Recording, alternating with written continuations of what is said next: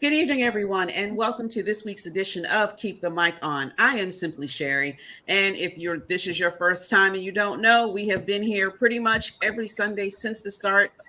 Actually, no, I'm not going to say that. Since March 2020, having conversations with interesting artists of all disciplines. My segment is called From Behind the Microphone, happens on third Sundays, where we take the time to get to know the person behind the poems, because poets are people too. But tonight's not my night. I am just here in support. Right now, I'm going to kick it to our newest member, Miss Cayenne. Good evening, everyone. I am Miss Cayenne. I am a poet and I know it. And my segment for Keep the Mic On is Passion Projects, the root of your why, where we basically have conversation with another creative and discuss the why behind their passion and their art. Such an awesome experience. I'm looking forward to next week, my first guest next week. So make sure you tune in, set your calendar for that date as well. But tonight is where we are right now, and I'm excited about that as well. So I'm going to pass the mic, if you will, over to Kaniki J.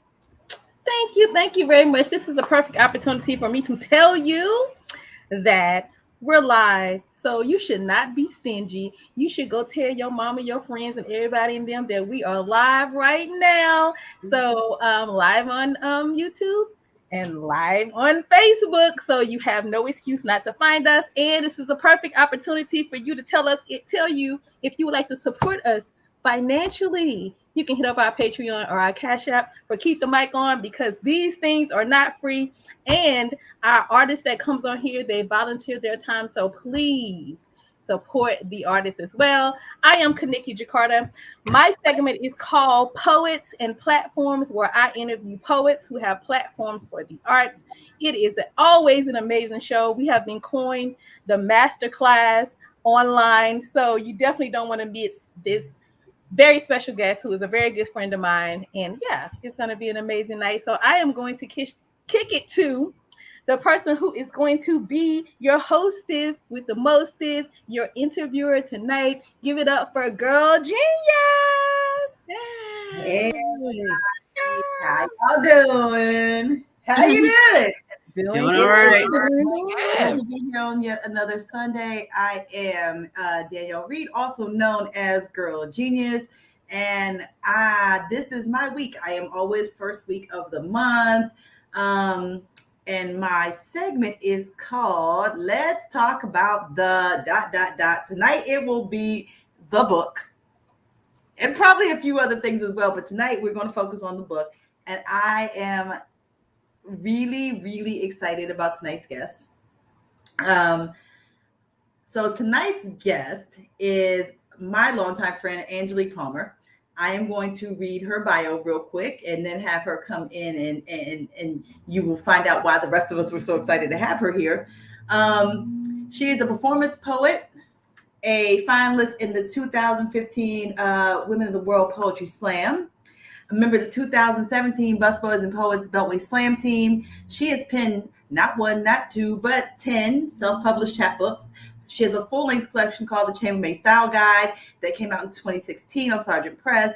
Her second book and newest book, which is the one we're going to talk about tonight, is called Also Dark. She's been published in Drunken Midnight Choir, What's Good, a POC magazine, Borderline, Mud Review. She's from New Orleans, Florida State University creative writing graduate who calls Northern Virginia home. Oh, and by the way, she does make her own ice cream and yogurt, as if you follow her on IG, you'll see it all the time. It's pretty awesome. I am super excited to have her here. I am going to bring her in. Yay. And then I'm going to exit stage. Make sure your sounds on. I'm going to exit stage right even and have her kick off a poem. All right. That way. I had to point that away. That way. It's always the opposite of what I think it is. All right. It's good to have you here. I am going to, like I said, exit stage left so you can kick us off with a poem. Thank you. Thank you for having me. I really am grateful to be a part of this evening, and I'm looking forward to having some kiki fun with my friends. I wanted to start with this poem. I didn't know what poem to start with, so I'll start with this one, and it is in the book. And It's fairly old. So I'll tell you how it fits into the book later, but it's called A Song for Gray, or in the book, it's called A Song for Gray Hair in the Mirror.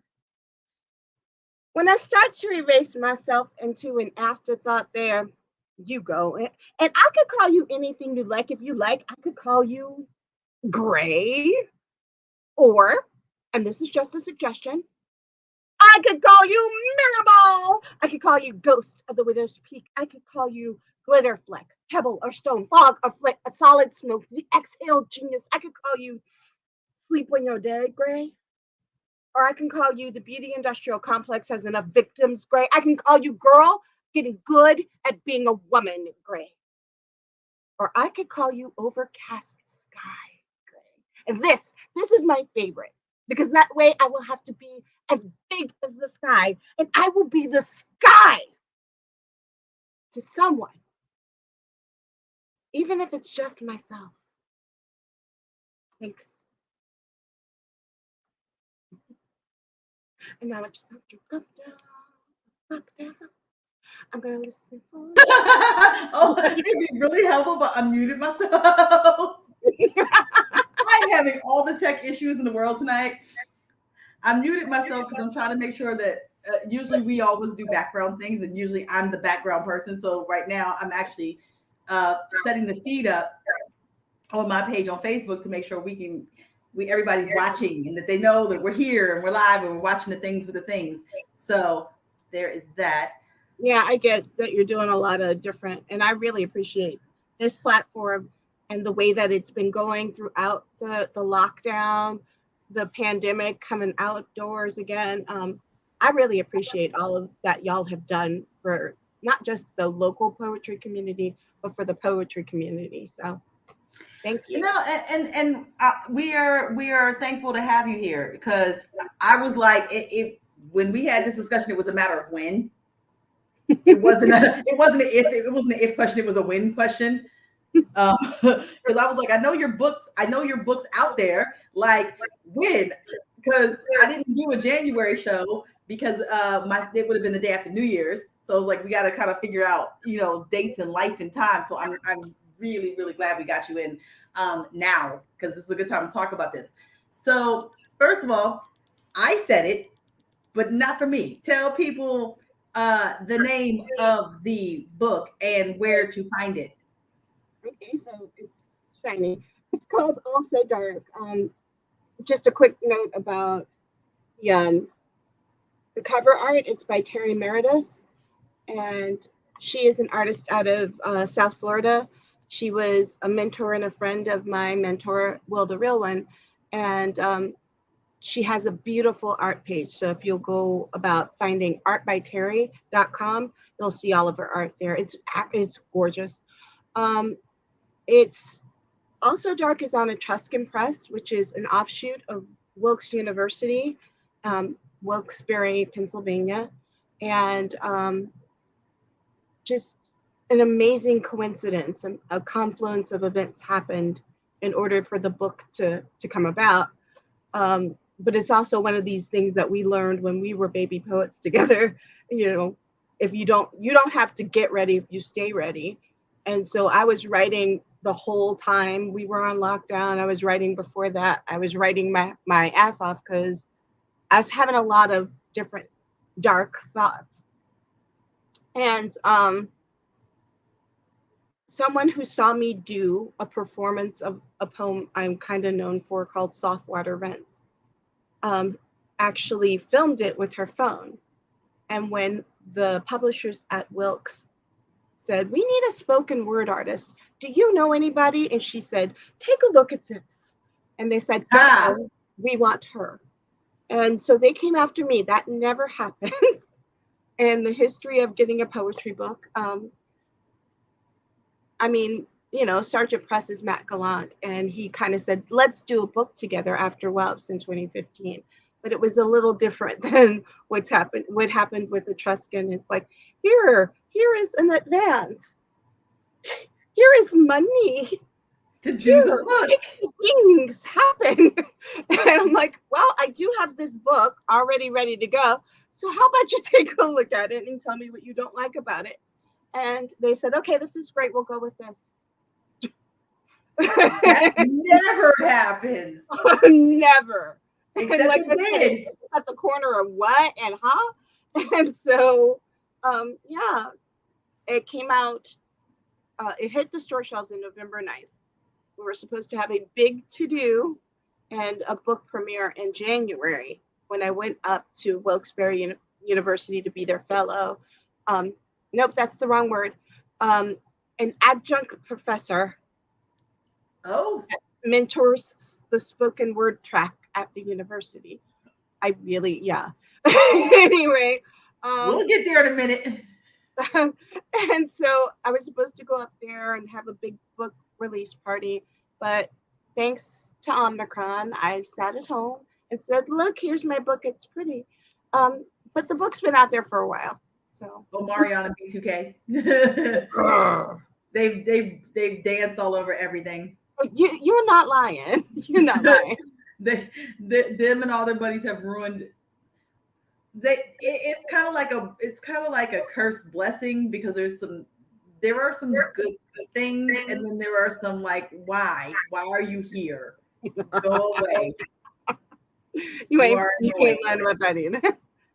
I mean, again, this show would not necessarily be here if it wasn't for, all of this. And same time, it's like, yeah. I need you to go that way, anywhere but here. Anywhere but here. Yeah. I was talking to one of the ladies who's my manager at school. I'm a kindergarten teacher for people who don't know. So I'm the kindergarten teacher that likes to say the fuck word a lot. Anyway, I was talking to one of the women at school who is a manager of the after school program. And I said, I'll have this book. And so this summer I would like to try and do a book tour and just get out there. So I can't do every week of summer camp. She's like, you got a book? I'm like, oh man. Yep, that part. I want to do a book tour. And I've been down to Richmond, and that was really good and really nice. It was good to read out of the book for the first time. I've been on screens at Women's Writers Bloom with JP Howard, who's awesome. And of course with Wilkes, and I read from my book, and that was awesome. But there's something about standing in the same room with people that would be nice. Yep. I'm laughing at when everybody at your job finds out what else happens when you're not at your job. See, I keep trying to keep it separate. My principal's like, your book should go in the school newspaper. I'm like, no. That's like that time. I don't need parents coming up to me talking about page 28. No. That's like that time. My current job, my boss, when I first started, I did not realize until after I'd been there a month or so. Apparently, she YouTubed me. She looked me up. She Googled me. She overheard me say something about poetry and Googled me. What happened? She loved it. Oh, okay. I just was not expecting her to say that she Googled my work. Was not expecting that at all. I had a former student. I think he's a graduating senior, but he used to be one of my students in the elementary school. Call and say, "I bought your book," and I'm like, "Did you tell your daddy?" Okay. Did you tell your mom and dad? You sure that's what you wanted to do with your life? Dad comes up to me. He's one of my friends. He works at the school, and he said, "I read that poem, the one about your father's daughter. It's great." I'm like, okay, well, that was what I was afraid of, and it's great. So I'm moving on. Oh, okay. Yeah. We're gonna let that roll where it goes. That was the one I was afraid of. I mean, the other ones are kind of sexy and saucy, but that was the one I was afraid of. And if you Yeah. like it, I love it. If you like it, I love it. We're here for it. The ones that I'm most afraid of tend to be the ones that people like the most. So I had to learn to sort of just be like, okay, if I'm afraid of this poem, then you guys will be fine with it. Yay. Let it go. And I think we even had this discussion once on the way to Latvia or something. We probably have. Where you know it doesn't belong to us anymore once we put it out in the yeah. Well, you got to take I say that. I still say that. Like I always say, write for you, perform for them. Like once you've written it, it's not yours anymore. It belongs to the rest of the world. You've gotten the whatever it is away from you. You've pushed the cooties out there. Keep the cooties over there. I'm pretty Some poetry cooties over there. Stay over there. Go help those people. No. But here, I want to ask, like, I know you haven't had a chance to like fully take it on yet, given again the state of the universe at the moment. But that's a big flip from kindergarten teacher to now an adjunct professor. Did we just jump? Did we just jump over some stuff here? What? Yeah. And it's in a master's program that a publication, and you know the guy who hired me said, I'm not sure how much I trust this publication, but the publication said number 1 Harvard, number 2 Wilkes, and I'm like, I trust it. It looked good to me. And so it's one of the most sought after postgraduate creative writing programs in the country. I like that. I like being a part of that. But I play the tiniest part of that. If we're talking about a big old cherry pie, I am the crumb they left in the pan.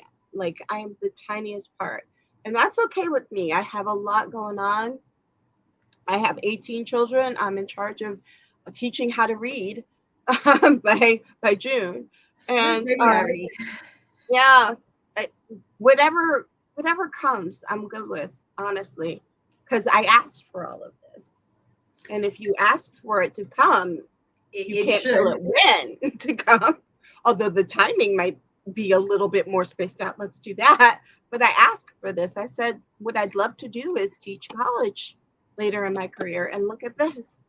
And so listen, timing is just that. It's not ours. It's never belonged to us, like not never the history of never.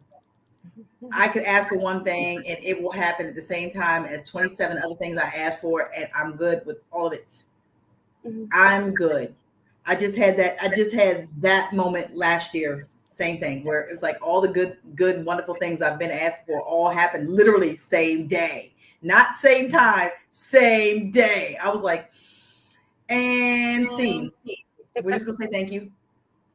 We're just gonna say thank you. To enjoy it, to take it in, or even realize all of these things are accomplished by not just, conspiring with the universe, but also I worked for these things. Do you get a chance to say it feels good?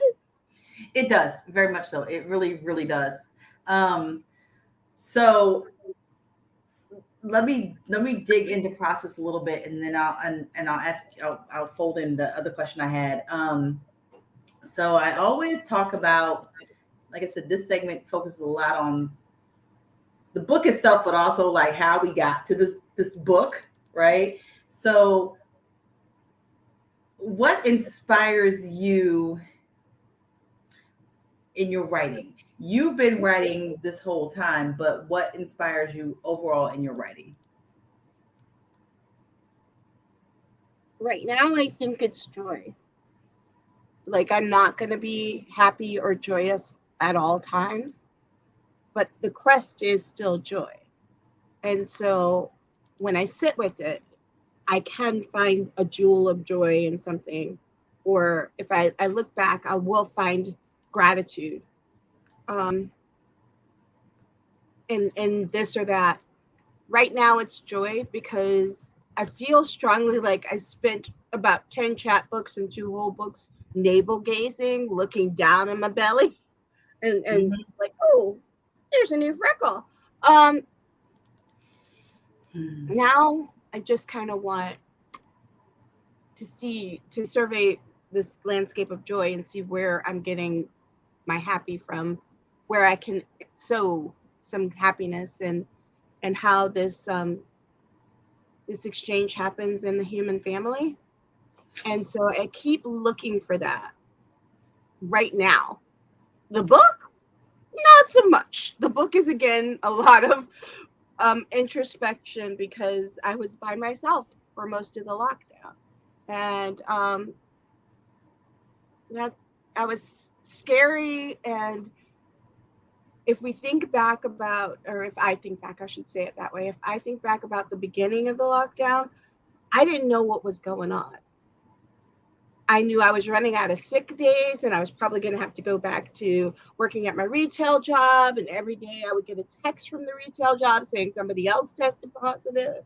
I didn't want to deal with that. I didn't know how I was going to pay my rent sometimes. And then suddenly I was back in front of a screen teaching and being a teacher's assistant. And that was a cake assignment, to be quite honest. I didn't know what to do, so I just did what came next. And I was scared a lot. And there came a decision, and it's one of those, here's my new year, I will make a decision kind of thing. Only it was not an orthodox new year kind of deal. There came a decision where I was like, I'm tired of being sad, of embracing my sad girl. And she needs a hug too. I give her a hug every so often, but I'd love to like sit with my joy. And so that's what I'm writing about. Are the poems good? I'm going to keep writing them. They thought so. Write the poem that's in the way, and the other poems will come. So. I'm about to say, you say, are they good? I'm about to say, somebody thought so. There's a book full of them that are published. Somebody thought these were good. I'm going to go ahead. These are the poems that I've been writing since the book's been published. I was going to say, I'm still going to co-sign and say, yeah. You know, if you wrote it, there's an audience for it. There's a thing, you know. Sometimes I write things and I know that they're not the best thing I've ever written. How and manever, I said what I said. How and manever does not mean that. It does not mean that there is not somebody that's going to like this or need this poem. They're just not. It's just, I know me well enough to know that I'm going to feel some sort of, you know, disappointment. So you tease with the tease. That's my own internal angst. I can't do anything about that. I think you and I are similar that way, and we go through this whole internal, I think most writers, but I know from experience, you and I go through this same weird internal angst issue thing where we're just like, I don't know what's happening. This ain't it. Somebody come get me and then make me some ice cream. Ice cream. Yeah. Or waffles. Deep into waffles right now. Or waffles. Or give me a short stack and a cup of coffee. I might be able to work through this today. I don't know. There it is. That's it. Sherry, did you say something? Because I swear I heard her in here somewhere. Oh, I thought she said something for some reason. I was like, yeah. But I was gonna say, because this is going, I kind of feel like I know where this answer is gonna go, but I'm gonna ask it anyway. Because this book is, you know, some of it's older, some of it's newer. How long did it actually take you to pull the pieces together for this book? I started writing and or started to put it together. I think it's in the summer of 2020.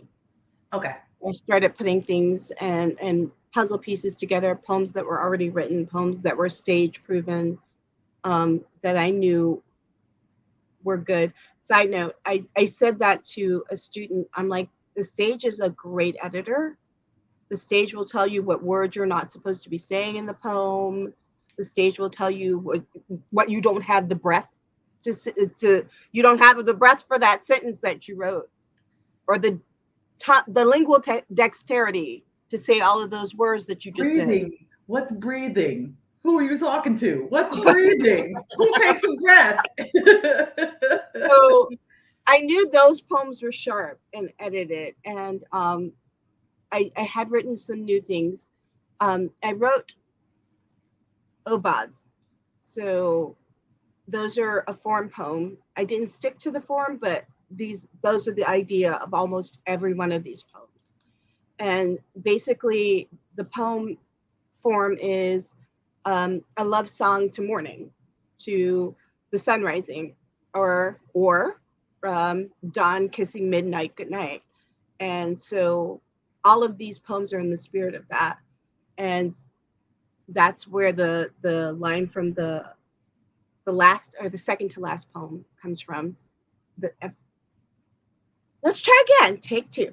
The title comes from a line in the second to last poem. Gotcha. Because morning too is also dark. And I had written that, I want to say sometime in November, and said, we're done. And then wrote one more poem. But always. Yeah.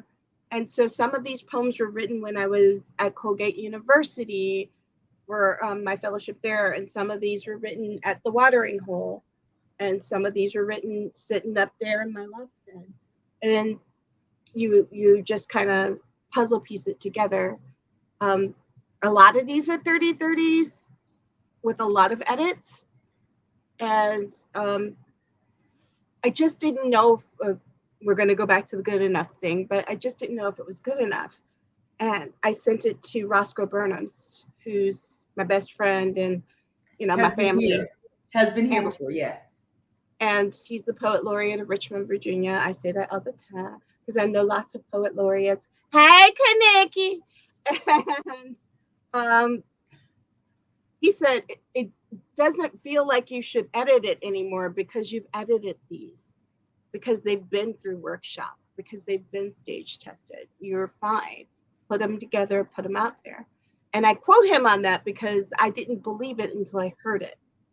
Like, I knew that inside myself, which, harkens back to what you were just saying. I know it inside myself, but I didn't believe it until I heard him say it.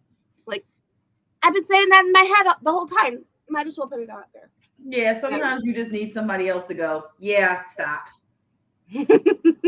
and I'm going to clarify for people who are watching the show who do not know what 30s are. There are people here who've not done it, who don't know, and it's coming back around again soon. So we'll discuss it when it gets there. 30s are in April during National Poetry Month. You are supposed to write 30 poems in 30 days. I've been able to successfully do it maybe twice. And it's very difficult because you struggle by the time you get to like the third or fourth one. That's if you can get your feet off the ground.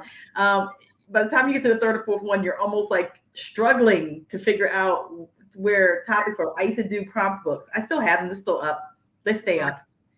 And I go back to them every so often. I did. Very helpful. Yeah. The last one I did had like 150 prompts in it. And it's like go through and find the things and work through it.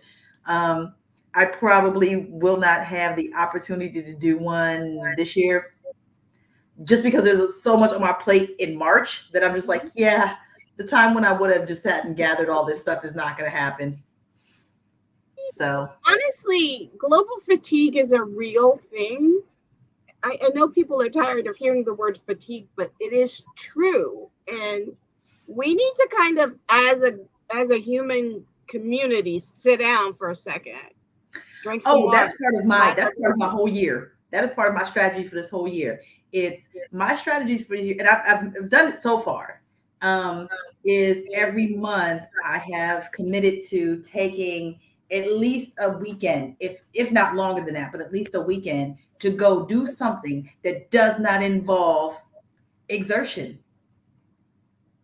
Like I'm gonna go hole up. I'm gonna go hole up at the beach somewhere for 2 days. I love it. I'm gonna go hole up in a hotel room in the middle of nowhere for 2 days. I'm shutting things off. I'm not doing anything except for stuffing my fat face and sitting around playing with my Oculus. That's it. Like I'm committed to like at least once a month doing something that does not involve like exertion. Like go Can get I your tell you nails, a go get story? your nails and toes done. Go have some self-care moments. Do what you got to do, but take a couple of days and just unplug. I feel like I need to do that now because you're right. Fatigue is real. And if I didn't do that, I think I would go nuts this year. Yeah. I feel like I've taken on more and I feel like that's really an important thing to do. So I encourage that if everybody can just take, even if it's just one day a month, just sit still. Don't do nothing. Sit in your bed, binge watch whatever show you want to watch. Don't think about nothing. Eat you some popcorn and don't get up. And don't worry about the fact that it's 8 a.m. and we're eating popcorn. Just do that. There's on Fridays in my classroom, during our morning meeting, we sing the weekend song, right? And basically it just asks what you're going to do with the weekend. And then we find the verb inside the sentence that the child says. And we try to act out the verb. So it would say, I'm going to the park and I'm going to swing on the swings. She's going to swing, swing, swing, right? Yeah. And so every single time we get to the song and I try and rush off to something else, and they're like, well, Miss Palmer, what you gonna do? Because the weekend's here. And I'm like, oh, man. I'm an adult. It's usually laundry and cooking. It's not. And they make me, they keep me honest, right? If I say I'm gonna cook, I'm gonna make a dessert waffle, I have to make a dessert waffle because the children told me, and then I told them, and I don't lie to them. Or if I say I'm gonna go and have a spa day, you have and to. I do, or at least I did before Marion and his badass. So yeah, I have, it keeps me honest. I do the sit down thing. I don't sit down long enough, but I do the sit down thing. So I encourage that too. I have to force myself, but because I move too much and too fast to I have to force myself to just go, don't do this. Just sit and keep in mind there's a time limit on it. I can do this for 48 hours. I'm good. Like I came out of the first one I did in January. I came out of that refreshed. Yay. It wasn't long enough. However, we'll do this again next month. Yay. So Liz straight down in Florida says, if you just sit for 5 minutes and meditate, you'll be good for the rest of the day. And I've been trying. Let me tell you, I've been trying.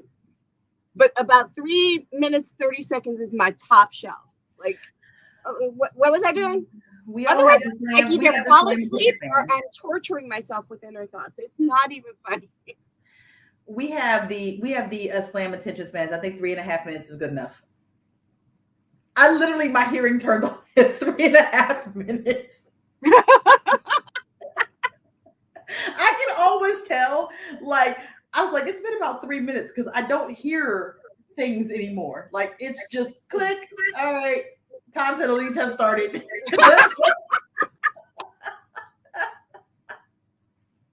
It's funny, but it's true. Like I don't can't tell me long stories anymore. It just works my brain. Like I just can't. I can't. Like it just click. I'm good.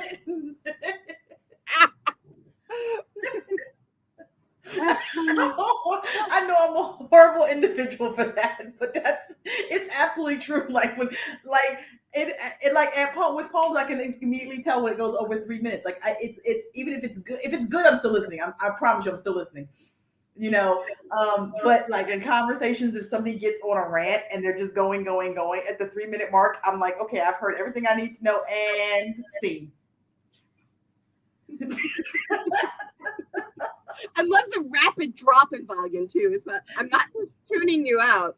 It's off now. You're off. Mute. I have what I like to call parental hearing, and it's weird. Like I don't know know exactly what that is. Yeah, it's like your lips are moving. I know you're talking to me, but I literally hear the dog barking 3 blocks away, the fire truck that's around the corner. I can hear the radio playing over there and the sound of traffic behind me, but I will not hear anything you've just said. Mm-hmm. Everything but. Mm-hmm. I'm like, my hearing has focused on things like I'm the $6 million man. Like things are there. I can no longer hear what's right here.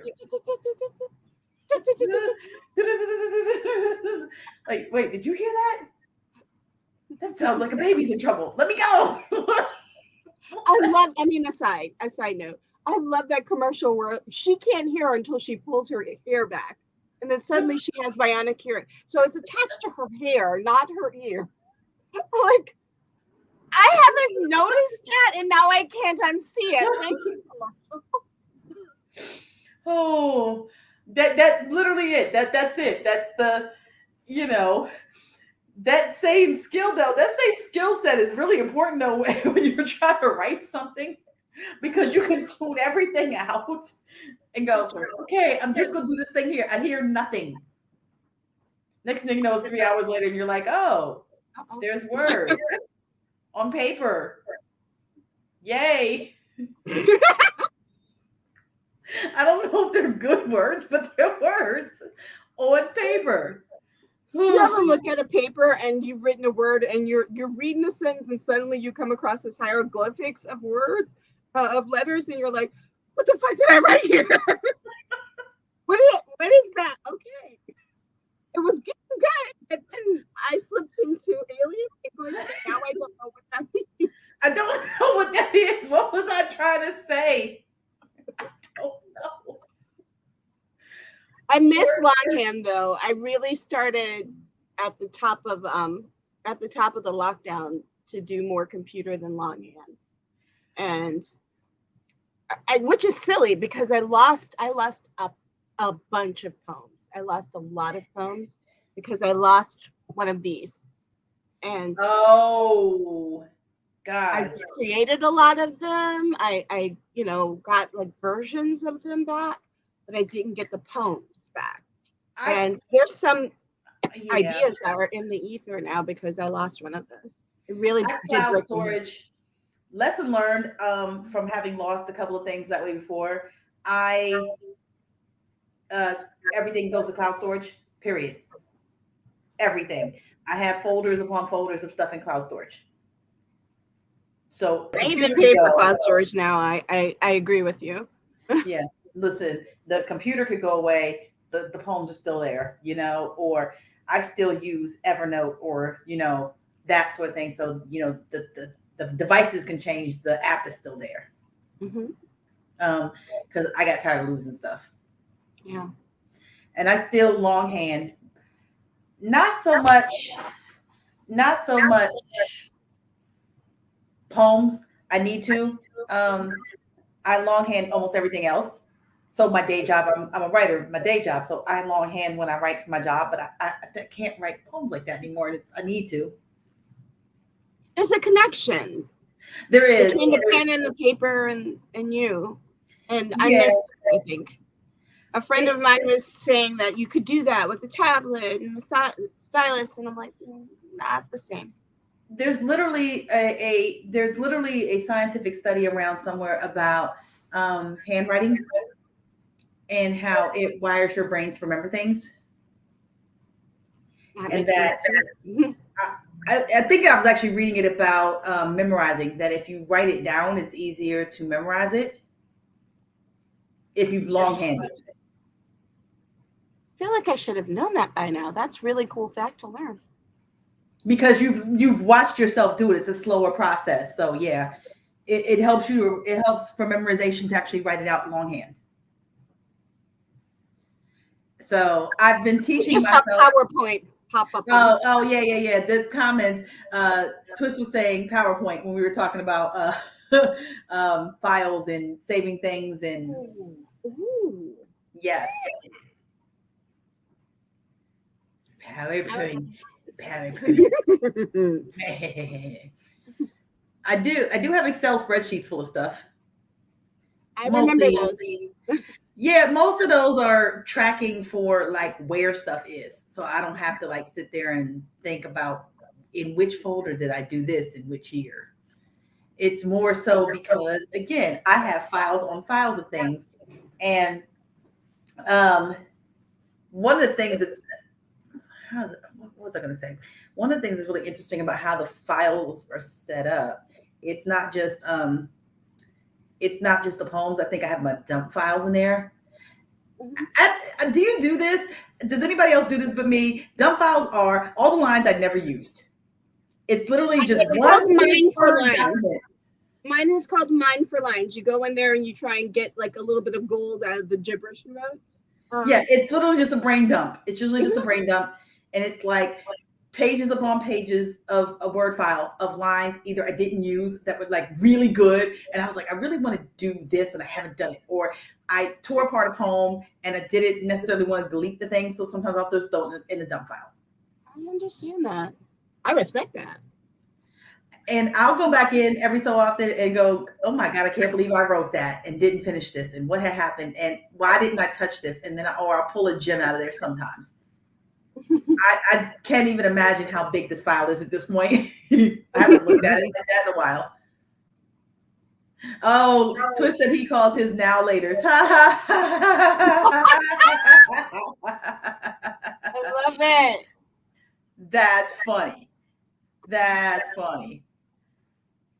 So I cannot remember as an adult, by the way, finishing an hour later. I can't. As an adult, I also have a tooth situation.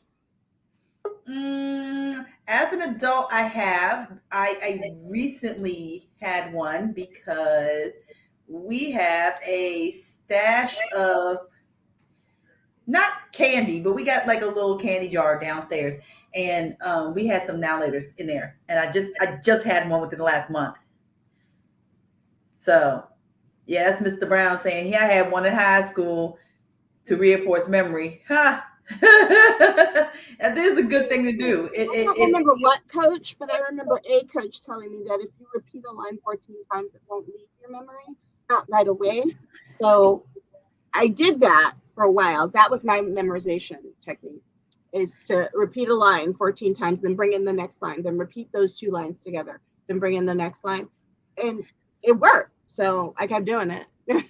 My favorite on memorizing is, and I have it somewhere. I may have to break it out toward the end of the conversation, but I read somewhere, and I've done this now, to write the first letter of every word, just the first letter of every word.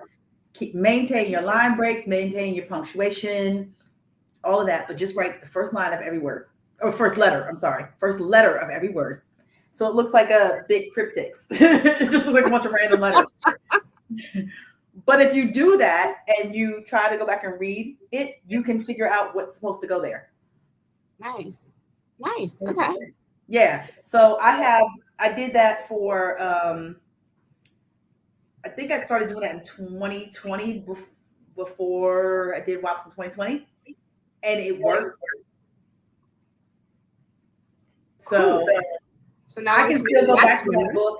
I can still go back to that book and look at those letters and know the poems. The poems are written nowhere in that book. It's just the letters. That's it. That's awesome. That is awesome. Mm-hmm. So I have issues with trying to memorize stuff because brain's like, I can memorize whole songs. I can memorize all kinds of passages from books, but my own stuff, not so much. I don't know why. I'm starting to think that I've run out of room in my brain, but I know, C goes with A, O, and U. K goes with the other two. Or when two vowels go walking, the first one does the talking. Like, see, a lot of kindergarten is taking up my brain. A lot of my childhood is also equally there and should not be. Why should I know all of the words to the Silver Spoons theme song? P.S. I hate Ricky Schroeder now. So why is that in my brain? Why can't I use my brain for something else? So there's just. Did you just say I hate Ricky Schroeder? Okay. That goes okay. I want my other host to hear this. It goes on record. Whenever we do these interviews at the end, when I load them into a file for when we start loading these for podcasts, right? So there's always a descriptor, and we're always like, so and so talks about this, and this, and that's kind of how the descriptor goes. So I'm going to mention, you know, Angelique talks about this, and how she hates Ricky Schroeder. Like it's a filler note for her. Like, why? Who was it? I had one that was like, so and so talking about why there's always a fight at Waffle House. I can't remember who we had that conversation with, but That's in Nehemiah. Ephraim does not like Waffle House. I might have been talking to, might have been when we did the interview, when I did the interview with John Good, and he was talking about how every time you go to a Waffle House, there's always a fight somewhere. That's accurate. I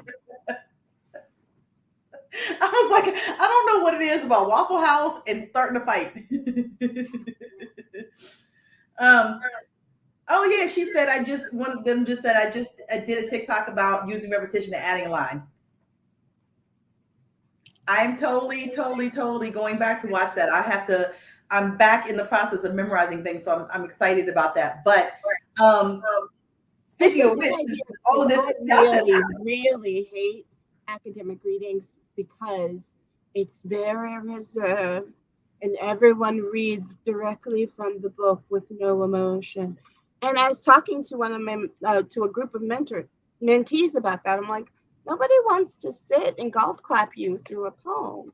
People want to actually feel the shit. And if they don't, then they're not my audience. So believe it or not, that I just had to. So my day job, I speech write. Mm-hmm. So I've taken the things I've learned doing poems on stage and applied them to how I explain to people how to read these things that I write, which is, please don't do the thing where you put don't read from the page. Like, it's just an outline. Add whatever you want. Don't go off the reservation, clearly, but add whatever you want, but don't go over there. Stay on topic, but don't feel like you are, because you didn't write this, don't feel like you're married to everything I say word for word. Run this a couple of times. And if we're doing it virtual and you need to read off paper, the secret is this: put it in front of your screen. Put it overlap your poem over top of your Zoom screen. Oh. And the reason is because otherwise you are looking at yourself and you start watching yourself and you start trying to figure out all the things that are wrong with you while you're trying to read your poem. And you are like, there's no one here and I'm not getting feedback. No. Throw your poem over top of the screen so that you don't see yourself and you're reading. No one knows you're reading. You're reading. But you can actually take time with what you're reading because you don't have to worry about it being too small. You can zoom in. You can do what. No one's going to see you do any of these things. And I tell the people I write for, do that. Like, ignore the fact that there's an audience. If we can't do live in-person things, ignore the fact that there's an audience. When you're in person, I still give them the same poem notes. Here you go. Do this.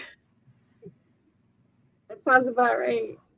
It's weird how that translates, that now that I have to tell other people how to do the thing we've all been doing for a minute.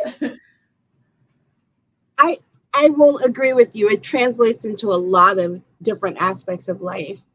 How becoming a poet and standing in front of an audience that's cold and doesn't know you, and then starting to introduce yourself little by slowly, with actions, with words, with bringing them in.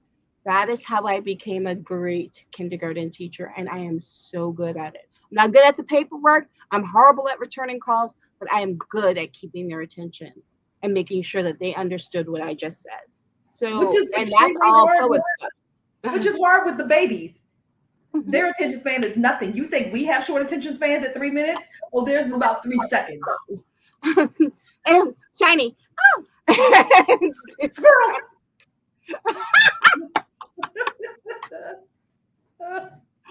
I'm thinking about stuff, and one of the things I wanted to say before I leave the air is I just kind of glossed over how Etruscan kind of courted me, but the person who took the video, and this was during a room of her own, a writing retreat I went to in New Mexico, and the last night they invited me to do the poem again, and on that last night there was a thunderstorm behind me.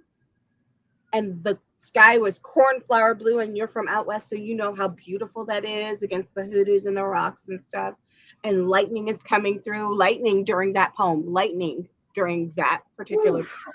And I was wearing this melon orange dress because I had run out of clothes. And so it was beautiful against that backdrop and unplanned, but really pretty. And that person's Lori Jean, Dr. Lori Jean. Or I might be saying it wrong because it's her married name and I've never heard her say it, but it might be Lori Jean. But I remain in debt to her for bringing me to Etruscan. And then Bill Schrader and Phil Brady, who are at Etruscan, were kind of like, woo, woo, woo, it's okay. This is a good book and we're going to get it out in the world. And so I'm so glad. And then there's one person whose name I'm forgetting, but she was totally one of those people that took care of me when I went up there to record the audiobook.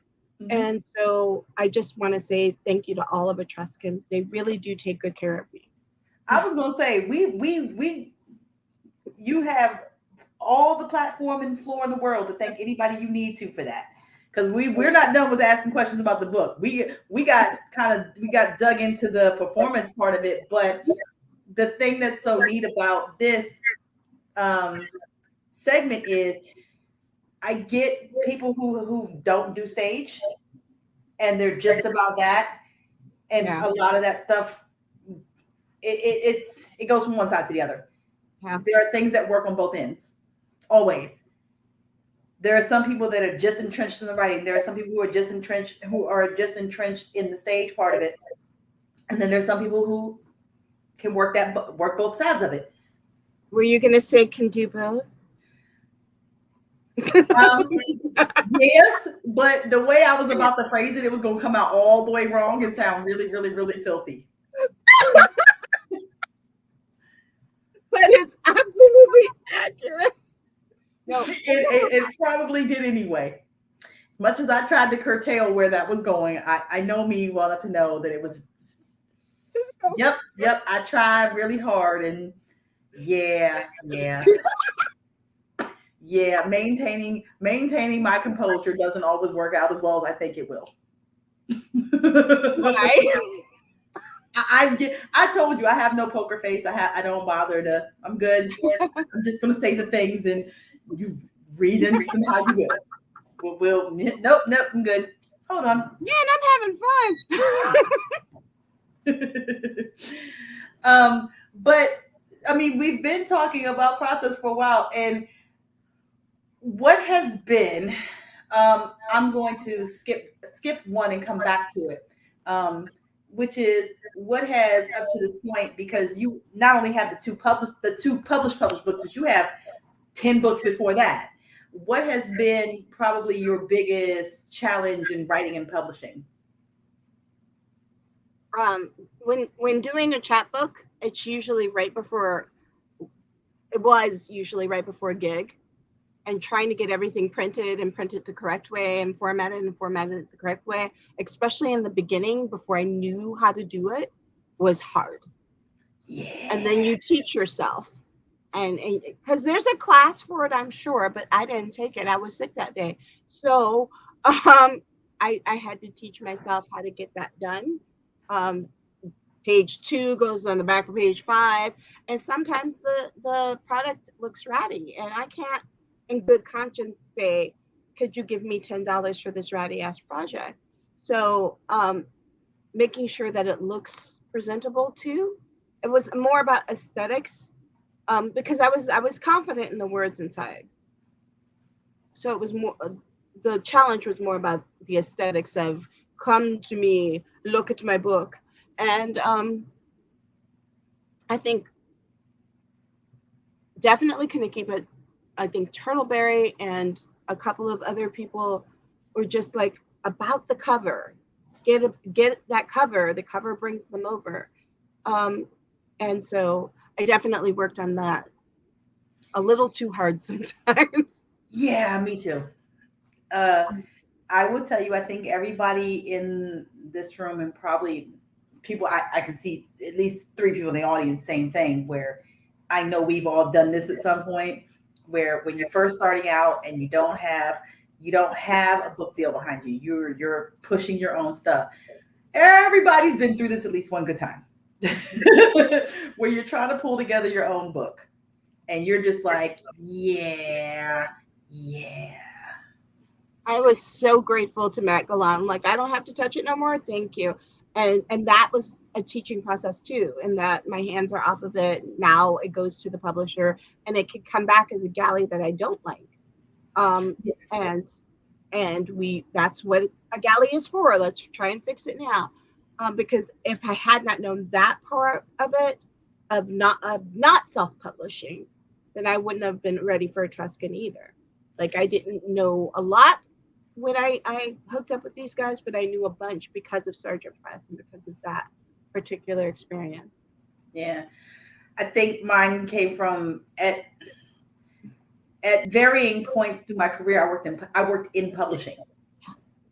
So I realized the things I was picking up came in very handy on the back end, like how to do page layouts and how to do, there's no class on it. I was just like, oh, okay, I see how this is done.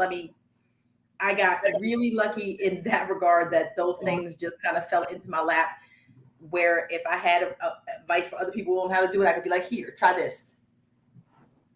So also, speaking of advice on publishing, I know that Great Publishing is doing a workshop coming up real soon. Mm-hmm. So yes, they are. One of mine runs that, and so she would be remiss if she would not mention it. You, ma'am.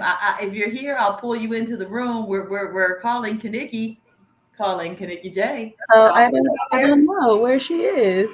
I don't know that person. I don't know me. I'll throw it in the universe. Yes. I love good friends. You know what I'm saying? The ones who, I was just reading a post about, it was like, have the friends that say your name in the places that you're not. Mm-hmm. All the time, just so we're clear. Yeah, I'm just saying. So yeah, I do have a what we're talking about being prepared for publishing. I do have a prep to publish workshop coming up, and it is free. All you have to do is email greatpublishing@yahoo.com. It is called. What is that again? Yeah, greatpublishing@yahoo.com. You email and say, I want it for free. It is available online on Zoom at 1:00 on February the 26th. So if you're wondering, am I ready to publish or what are those steps to publishing? This is the workshop for you, and it is free.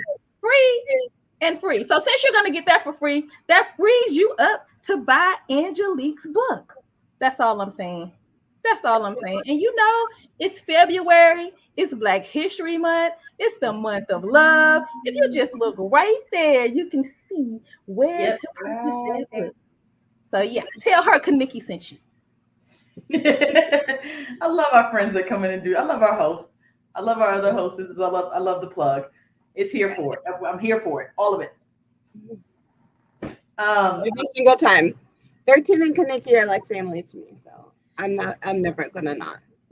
Very much so. Very, very much so. We still, like I said, you and I still got time. Plenty of time. I'm going to throw this out there while we're still talking. In about 15 minutes or so, I'm going to close out my half of my portion of this and let her do another poem. So everybody that's in the audience, be thinking about all the questions you want to ask. What's in your brain? What's the burning question you have for Angelique while she's here? Keep it clean. Mind you, we moderate the thing with the thing, but yeah, ask the questions. I say that because sometimes like the questions will come at the end. You're like, wait a minute, I meant to ask you about that thing way back here. Yeah. So, but here's a question for you. Here's a good question for you. I ask all of my authors specifically this question, which is, as authors, people will always, with books out in the universe, people will always ask you, like, what tips or tricks or advice do you have for somebody who's looking to publish a book?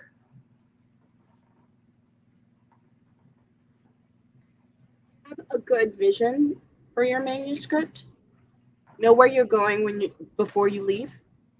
Like, know where the poems are going before you start the project. And then let the poems change their mind too. Like, we were going there, but we're going this way now. And be able to, and physician heal thyself, but be able to let go. Put it out in the world, because I kept it really close. Like, it should have had a different publishing date. I kept it with me, and the edits and the re-edits and all of the stuff, and the insecurity, because that is who I am. I'm very secure in my insecurities. I'm an insecure grown-ass woman. You can't come for my shit because I already did it. I did the work. And so, been there, done that, talked to my therapist about it. There you go. Absolutely. And so it's hard to let go of something and put it out in the world, but it's important. And you wrote the poems for a reason. So the poems were not meant for your bathroom mirror, or they were. The poems were not meant for your journal, or they were not. The poems were not meant for your church sermon, or your grandmother's dinner where they say, "Baby, get up and do a poem." Yeah, probably. Yeah, that poem probably was meant for that. That poem probably was meant for that. Probably. Because I'll tell you, those poems, baby, can you get up and do that thing that you did? I have a stash of those, and they only get read in the family gatherings. For that reason and that reason alone, they only get read at the family gatherings. Because what you don't want is, you don't want to accidentally, like, you got to keep a stash of those because you don't want us to accidentally read the sexy time poem in the middle of grandma's casserole. Mm-hmm. No, that'd be bad. That's bad. That's all of the bad things. You don't want to actually pull out the only poem I have memorized right now is the one that I probably shouldn't do in front of, nah, I'm good. You gotta keep a couple on deck just for those moments. So I gotta shout out Will the Real One more time, because he was always like, "You gonna do a poem with the F word in a library? You always gotta have radio edits everywhere you go. They're gonna walk up to you at a corporate event and say, by the way, don't curse." Yep. And you gotta pull out the radio edit. I was at a high school completely prepared to do all my radio edits, and they said, "You can say whatever you want. These kids know what they came for." And I'm like, what? And still did not feel comfortable saying the fuck word at a high school. So I did my radio edit. I mean, it was National Coming Out Day, so they were going to get some of the mature stuff, but they weren't going to get all of the profanity. And that's okay. You can do that. Listen. I know both versions of all the ratchet songs I sang in middle school. Okay, I'm good. I almost spit my water. I know the clean version of the NWA song and the cassette tape version. Do not play with me, man. I'm the nerd that owned as clean as they want to be. Everyone had as nasty as they wanted to be. I had the clean version because, do you know my mama? I'm the one that, I'll tell you, I got in trouble. I didn't. My class did. Let me rephrase this. It wasn't me. I didn't do it. Okay. I was in the class that got in trouble because in 6th grade, my music teacher said, you can bring in whatever you want to listen to. And somebody decided it was a really good idea to bring in LL Cool J, Bigger and Deffer, and play I'm Bad. And we were all singing along with this. Somebody forgot to radio edit the third or fourth line. I don't know it. Whatever it is you're No. about to say, I'm not sure. No rapper can rap quite like I can. I'll take a muscle-bound man and put his face in the sand. I'm the last mafioso. I'm the MC cop. Make you say go LL and do the WAP. If you think you can't out-rap me, yeah, boy, I bet, because I ain't met a motherfucker who can do that Ooh, yet. that part. That would be the one right there. That would be the right back. That part. The records. Yeah, somebody in my class decided not to radio edit, and the whole class got in trouble. Like, I'm gonna need 6th grade you to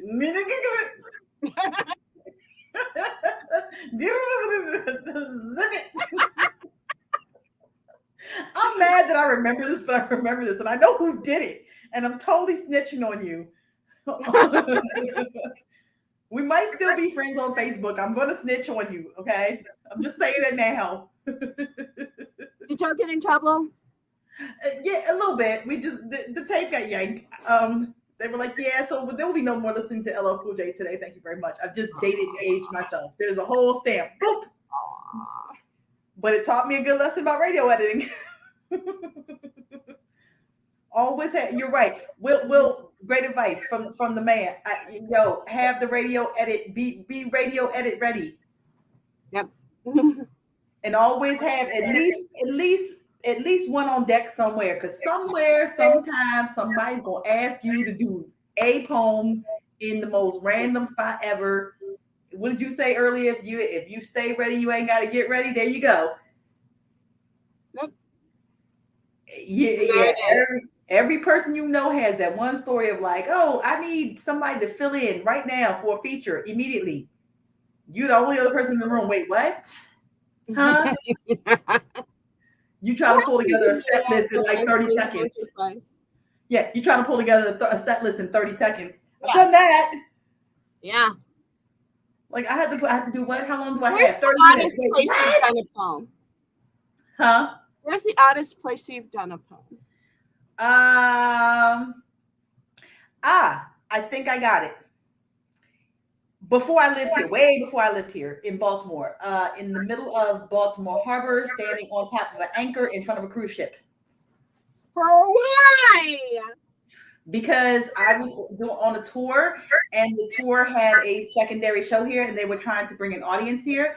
And so we were trying to get people's attention to come out to the show. So I jumped up on top of an anchor in front of one of the cruise ships and just started doing poems in the middle of Baltimore Harbor.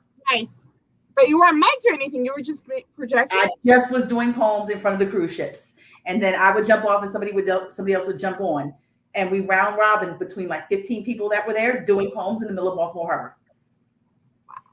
I was about to say, I was going to start adding that question because I didn't think about that. Like, where's the oddest place you've ever done a poem? Yeah. It can't be the oddest, but it's one of the weirdest. A friend of mine asked me one of those last minute, can you come feature things, to help with a fundraiser that one of the local charities was doing, one of the local teen slam places was doing. And so I came out to support, but I ended up doing poems in front of a grocery store, in front of a Whole Foods. And this Whole Foods had a garage entrance. So we were in front of the entrance where the garage is. And so every so often a car would go by, and that is the most pleasant smell. It is not, I'm lying. That's not a pleasant smell. And so people are coming in and out of the grocery store. And I really felt I felt some kind of way when I kind of locked eyes with Chad, who just came to get some soda water for him and Beth. And so, yeah, why is there a Black woman screaming at us outside? And so I felt odd about that, but I was also feeling a little bit accomplished. I'm like, I'm doing poems in front of a grocery store. When I was in the 10th grade, I was on dance line, the drill team at my high school. We opened a grocery store by dancing at the entrance on the bare floor in our tights and shit. And I'm like, this is a far graduation above dancing in front of a grocery store. This is better. Try doing Taekwondo in a parade. Why? Oh, baby. Yeah, walking several miles while doing karate demonstrations is not the, and I've done it more than once. is not it is not optimal because trying to stop and do the demo just doesn't work when you're on asphalt. It doesn't work out feeling Well. very well. I mean, we got through it, but I did it more than once. Yeah, that I feel like the jumping on an anchor, doing karate on the asphalt. I don't know how to feel about my life. Yeah. And Kaniki says, thanks to Will, a VD clinic in Miami will always be her weirdest one. Oh, that was cool. That's one of the places I saw her do that. We used to do that in the VD clinic. You were there? Yes, I remember that. I sold out a book in the next room. Yes, it was B13 and Complex. Yes. Shout out to Complex. He had to move it. I don't know what happened with the other venue, but this was before social media. He called people and moved everybody to the VD clinic. I was like, this cannot be. We called people in that and so on and so on and so on and so on. Had a call tree. I was like, what is this? This can't be the place. And we went in through the back door. So y'all, I don't know if he had a job there. We weren't supposed to be there, but we were there in the VD clinic, and I sold out all my books. I will never forget this. It was amazing. Thanks, Will, the real one. Shout out. I've got a great picture of me and Will in that parking lot, by the way, in the back door in that parking lot. Oh, yeah. Me and Tracy, who is Anomaly, and Jacoria were all doing our Charlie's Angels. Oh, wow. I'd love to see that picture. And I got a good picture of Asia, and he looks tall in it. Yeah, you got to post that. I didn't post that. I paid money for that. I need to see tall Asia. Picture. It was a good time. I remember that very, very vividly. We used to do Sunday nights around the corner at Starbucks and Saturday nights at the clinic. And I'm totally asking when we pull everybody else in for the Q&As. I'm definitely asking the Sherry and Ms. Cayenne. I'm asking them the same question because I feel like this is going to be a thing now. I bring to my interview because that's funny. That is funny. And she sold all her books too. Oh, damn, that's funny. I have like 2 more questions for you. And then I'm going to let you do the thing that you do. And I'm going to announce again that if you have questions for our guests, please put them in the chat. If you have questions for our guests, please put them in the chat now. But my last 2 questions are, I have a final question that comes at the very, very end. It's always the last one. We're not there yet. This one is, I figured we'd be out of, like I said, we'd be out of You Got Served by now. I'm sorry, go on. It's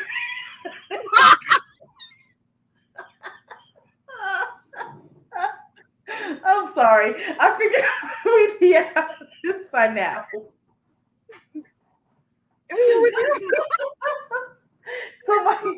So in the middle of this, you got the book done. Yes, you're going to be pushing and promoting this book for at least a little while, but are you working on anything else? Is there anything else that you are you working on other projects? I am, and it won't let me write it. Like I have a good idea and it won't let me write it yet because I think I'm too close to it. But I love to be able to have a book to show the children, to have a book that I can show the parents. I'd love to be able to say that. I am a poet. Here's a book that you can read. And the problem is that I'm not good at it yet. Now I'm going to put the emphasis on yet because I'm going to find a way to be good at it because that's who I am. But I'm not good at it yet. And so I'm trying to get a poem that will be me, but appeal to them. I was about to say, I didn't expect you to be like in the throes of the next one because you just basically it's been 2 months since you finished the other one. So I wasn't expecting it to, and I figure you're going to be promoting this for a while and doing things around. And I'm saying this because I want to encourage people to go to the site and also the information on the bottom, like link up and find out where she's going to be doing the poems. Or bring me there. Let's say show up if you can go there. Invite her to places to come do the poems. Matter of fact, buy the book, which I need to do. I need to order a copy because this is one of those few rare times that 9 times out of 10, when I interview people about books, I have a copy of the book in my hand. I don't have. Apparently, Amazon sold out of them, and that's okay. Yeah, but I have a few copies myself, so next time you see me, we will talk. Yes. Oh, they're saying, how much is the book? It's $17. Stop! Don't say only $17. No. I know how much $17 is. It's not an only. It's an investment in a good project and a good author. There you go. That it's an investment. Listen, I spend that much going out to eat at Busby's, okay, by myself. There you go. Good point. I know how hard I worked on this. I know what my words are worth, and $17 you're getting the base discount rather, and so trust me, it's worth it. No, I mean this is a working, functional, published book that took some blood, sweat, and tears. Listen, it costs that much because it takes me fucking hours. And it costs that much because I don't have superpowers. Have you heard this? Like, no, this I'm loving it. Let's jam. Oh God, find this song. It's a TikTok song called "It Costs That Much," and it's freaking hilarious. I was like, every poet's out because it's like exposure doesn't pay the bills, and I'm like, I'm done. Nope. Somebody knows something. They wrote it down. Find this song on YouTube. It's called "It Costs That Much." I was like, oh God, this is like every artist I know. This is your new theme song. There you go. I love that. I'm dancing to it in my head. Oh, it's great. It's great. Shop.org and a couple of different other sites, you can probably find it for 15 or so. So shop around. Don't go to Jeff and them if you can. No. I was gonna say Analysis posted a link to where Brett Emmons has it. I'm sorry. This is okay. So he's our silent mail member for anybody who's just tuned in and has never seen the show. But what he does, and I love it, is every time we talk about books, he posts a link, posts the book, buy it from the independent bookstore. If they have it, he's there. You know what I'm saying? He'll post the link. Here it is. Honestly, I learned that from him because he had me as a feature in February a few years ago. And what I learned from him was how much people take from books and how much the bookstore makes. Yep. And independent bookstores need help. And Jeff Bezos does not.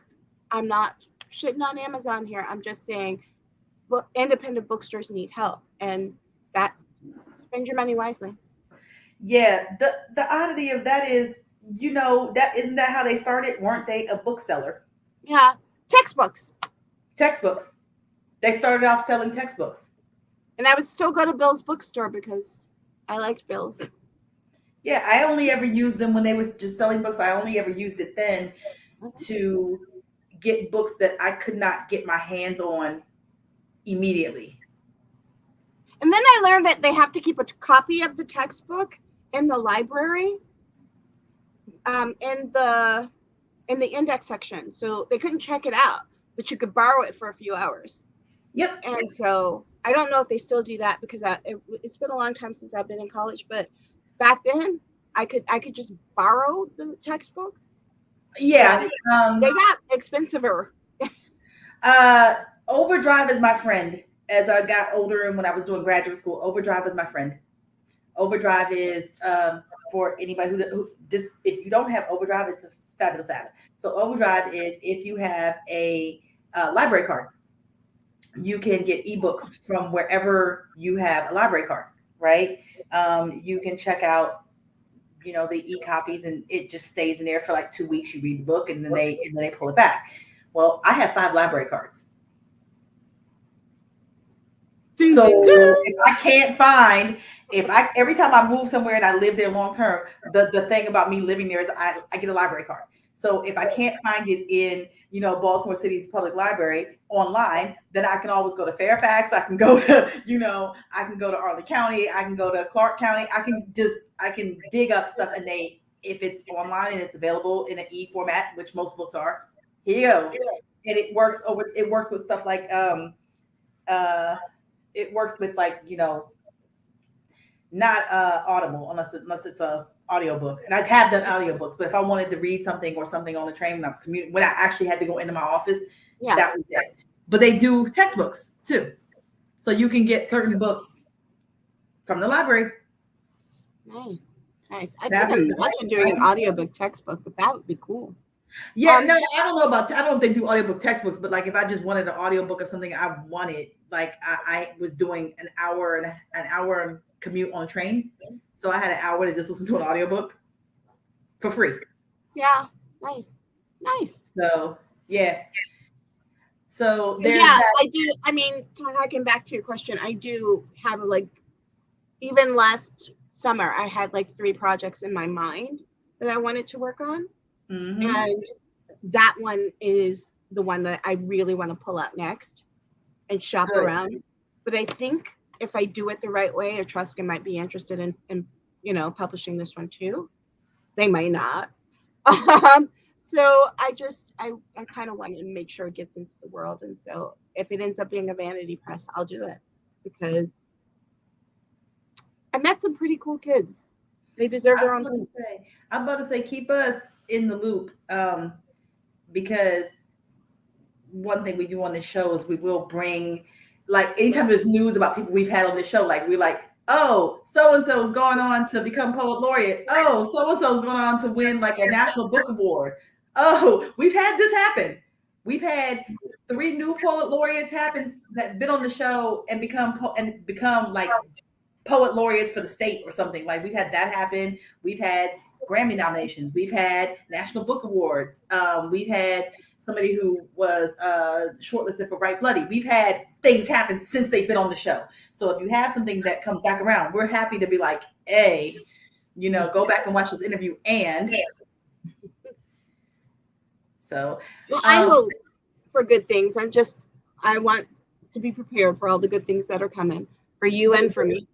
The good thing is here. Listen, the good thing is here. The book is here. The book is in your hand. The book is here. I'm going to, as a matter of fact, I'm going to step over there. And if y'all got questions, like I said, I'm going to bring my people back in a minute. But I'm going to step back out and let you do a poem. Okay? That way, then people can do the thing with the thing and the thing. Make it work.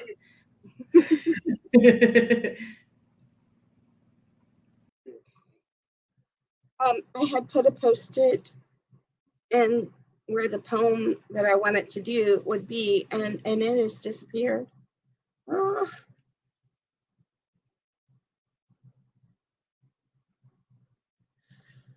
I'll do this one. So I have, and Gigi knows this, I have an undying crush on Michelle Indegliocello. It won't go away no matter how hard I try. This poem is called On Listening to Michelle Indegliocello in the Workplace. Make sure you are alone, that there is no rainstorm, that there are no slow songs, only up-tempo, that there is no pulse in her bass notes that mimics the pulse in your bass notes, that you do not pronounce it horny, that you say nothing so gauche, that you are quiet with your secrets. Make sure you are alone, that you don't know her moan, that you do not identify with her moan, that you do not wish you made her moan, that you don't moan, that you swallow your sexuality.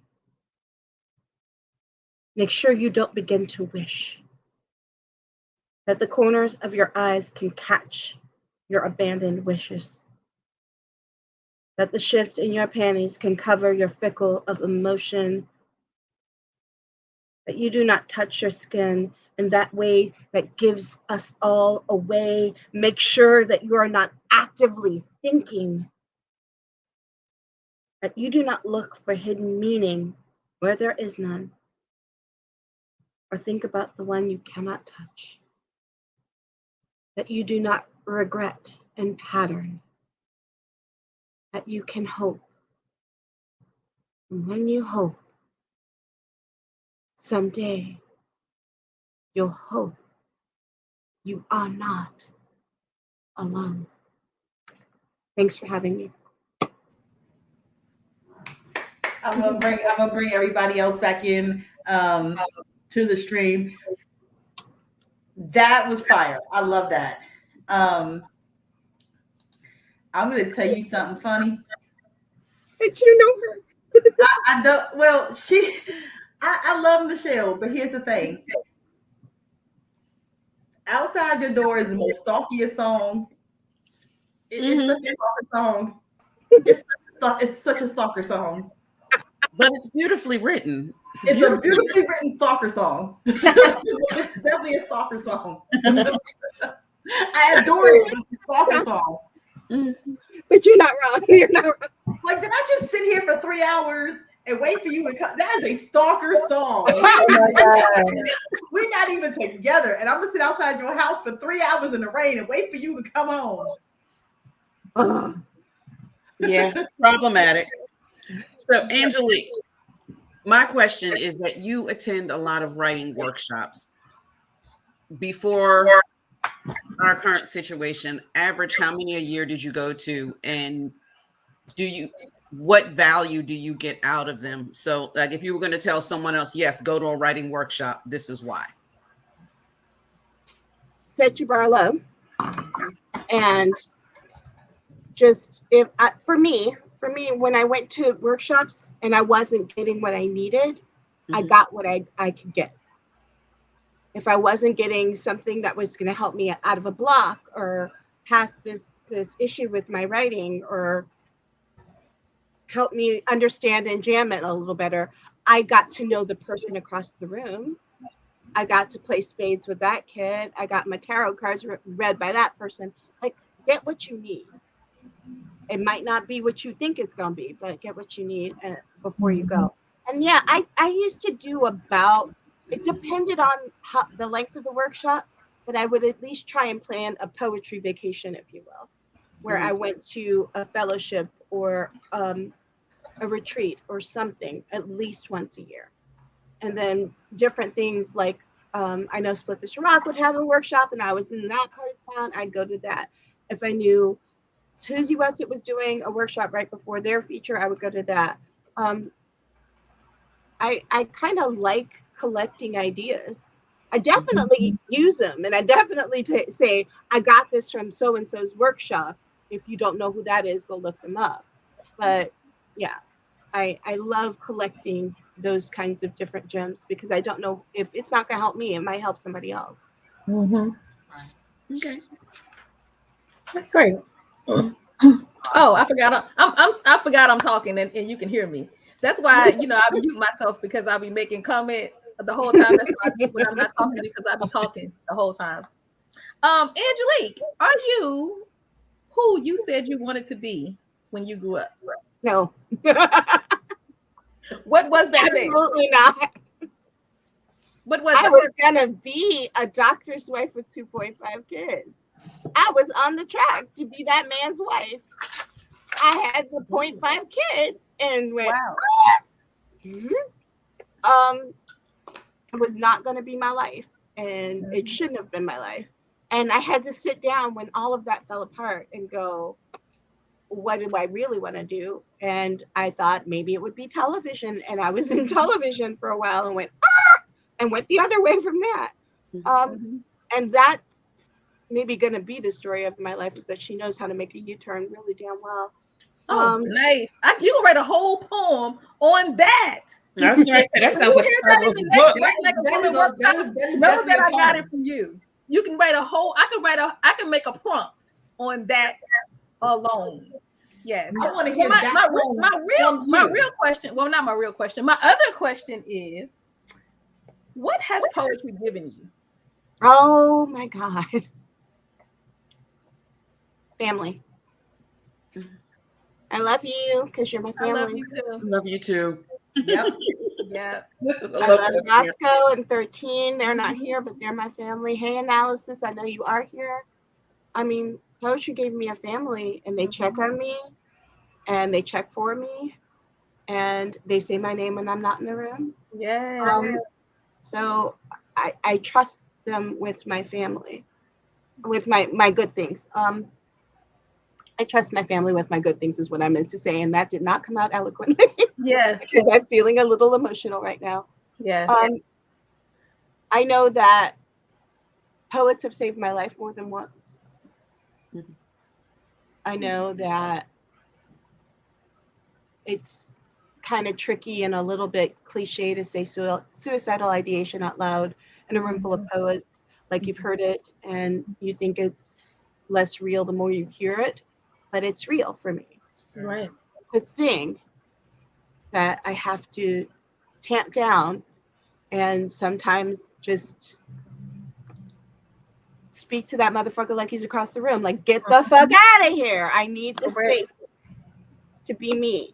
Right, I have a kid I want to see get married this year. I have love and joy. And I forgot she's getting married this year. Yes. The baby. I can't believe she's getting married.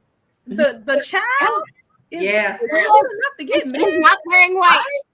I've seen the dress. It's beautiful. So I have so many things to do still in life. Yeah. And poetry has let me write out the demons, write out the dark, and even claim the beauty in the dark. So I appreciate that. The poetry community has given me a family. Ashe. That's awesome. Definitely. That is awesome. Nikki asked my question. Remember, we gotta have some inner notes before we start asking these questions. Oh my goodness. Yes. But that was a little heavy in the sense that, but my question is probably a little more lightweight in that I'm always struggling with what I've written and want it to be read by others in book form versus performance. And you perform and read and share so powerfully. But for those who may only read your work, would they have a different experience from reading than they would from hearing you? And I guess that's semi-rhetorical, but what would that experience be, and what would you recommend for that difference, if there is a difference at all? Okay, so here's where I'm going to call on all of you.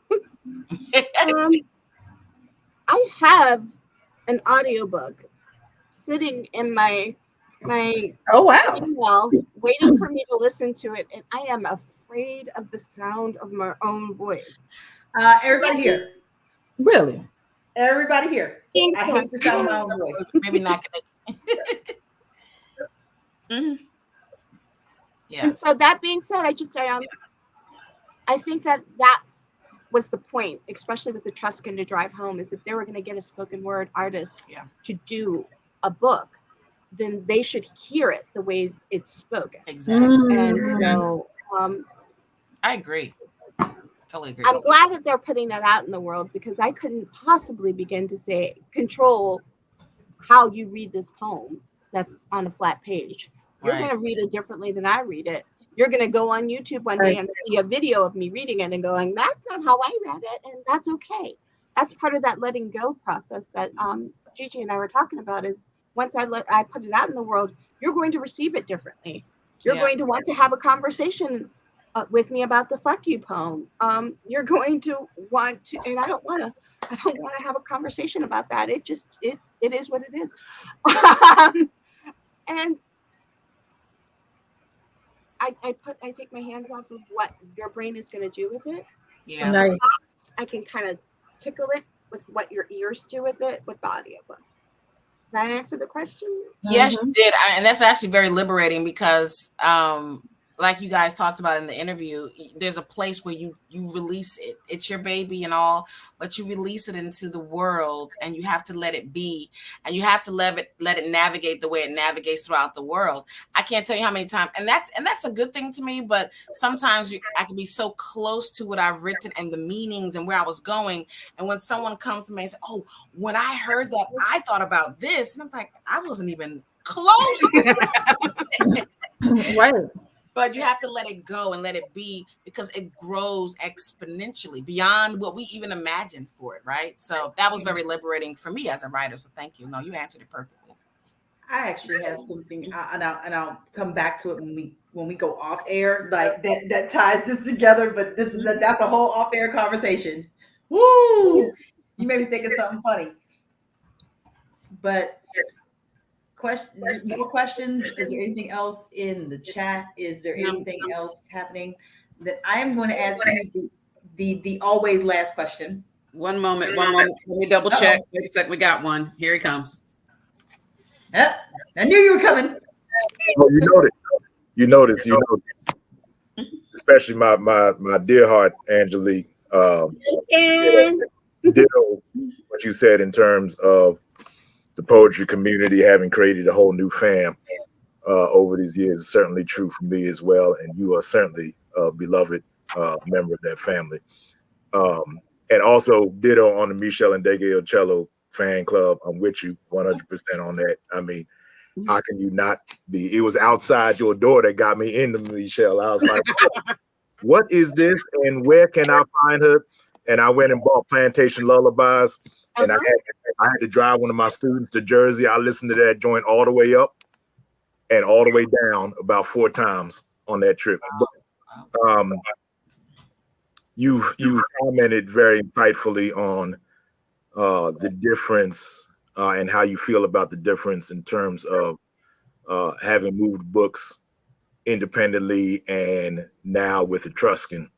From your standpoint, just to talk some more shop on it, from a bookseller standpoint, one of the differences now is that since you are with Etruscan and they are distributed by IPS, Ingram Publishing Services, which is one of the primary distributors in the book industry, it's a lot easier now for stores to very quickly get a hold of the book very easily as a part of their routine ordering. So After Dark is going to get out to places far more easier than when you were trying to move Chambermaid Style Guide on your own, or me still trying to move, mine on my own. So you talked about the excitement of touring again, as far as doing book tours are concerned. This may be more of a comment than a question, but I think what will be interesting, and I look forward to hearing from you about it, as you begin to do some more tour setup, and especially after school's out and you can bop around during the summer, how much more touring and how much more reach in terms of small bookstores and indie bookstores you can do, because you have a major distributor now. All right. Because I know the difficulties of setting up those book events when it's just you trying to get a bookstore interested in you. All right. In the case of Red Emma's, of course, I knew you were dope. So that was a direct contact. But when you don't have a direct contact like that, it can be difficult. Now you're being distributed by IPS. I think that you will probably see more opportunities for that bookstore moving out, depending on how long your tank of gas can take you. And I'm just, if you want to say some more about that excitement about touring. I can tell you an amazing thing that happened. The first place the book sold out was in New Zealand. Fuck. And that was a really interesting email to get. And the second thing is, on the 23rd, I get to give a talk about the book and about Black History Month in Malta. Wow. And so they contacted me. I have this picture sitting in my laptop that I want to share sometime soon, probably right after the event, of the 2 Black women that found me and found my book and said, come and talk to us for an hour for this amount of money, which is a lot of money. And no, it isn't an hour. I just said a lie. It is going to be during my break between recess and library. I'm going to go out to my car and talk to Malta, and then go back inside and finish teaching that day. And they're on Central European time. I had to do a whole bunch of somersaulting because they said 4 o'clock, and I'm like, oh yeah, I got you. Wait, what? And so that's all because of what you're saying. It's going out farther. I think Zoom's going to help with that, but I don't have a passport. And I was in the lunch line during teacher workday the other day, and my vice principal was like, you need to get your passport. Because it was a joke at first. I'm like, well, I'm about to do a gig in Malta, so maybe I should. I don't have a passport because I don't have a birth certificate because it's so hard to get a replacement birth certificate from New Orleans. But And I think you just touched on something very crucial in terms of taking advantage of this while we are in this online lifestyle, and pushing that because people are doing things that they didn't have budget to do before, including the international, fam. But it will be still interesting as those international opportunities kick up in person as well. But that's excellent. That's fantastic.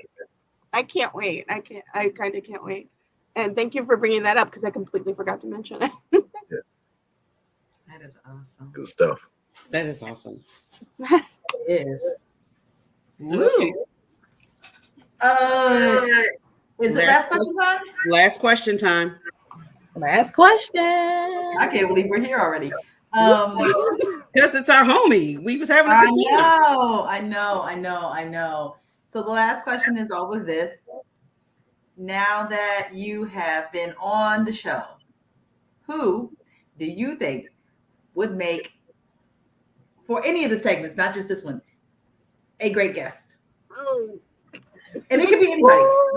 Like we keep a list, and it's not playing favorites. It's just now that you've sat through the book, let's talk about the book. You know about polls and platforms. We have From Behind the Microphone, and then our new segment, which will start next week, which will be passion projects. So I'm excited to see what that one does, because that's like I said, that's the next week's the first time we're doing that. Yeah. So I don't know. I mean, from a fangirl position, definitely a Nikki Finney or a Gail Danley. We've had Gail, and that was wild. That was a wild. Oh my God. We have Gail doing StreamYard. Can we go back and watch Gail? Yes, I believe Gail was on stream. Gail was on the video's there. Put it this way, the video's there. The video's there. I'm gonna have to check that out. I think that was good. Yeah. The person that's at the apex of what they're doing right now, I think Rian is just, I'm a fan on top of she's just amazing, and she's doing the thing right now. And Breon's been here. Gail Danley's been here. Okay, so I'll say 3 more names. I'll say Remika Fisher-Bingham, who's my label mate on Etruscan, but also just amazing. I learned something from Remika anytime she talks.